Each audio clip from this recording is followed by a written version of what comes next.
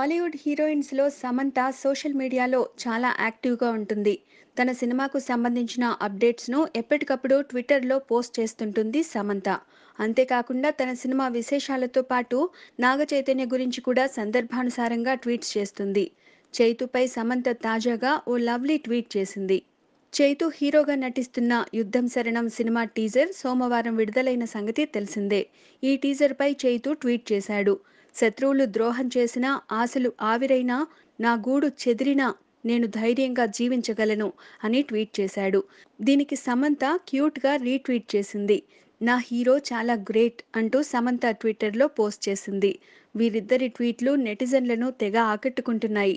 మరోవైపు యుద్ధం శరణం టీజర్కి మంచి రెస్పాన్స్ వస్తోంది. ఈ చిత్రానికి ఆర్వి కృష్ణ దర్శకత్వం వహిస్తుండగా రజనీ కొర్రపాటి నిర్మాత.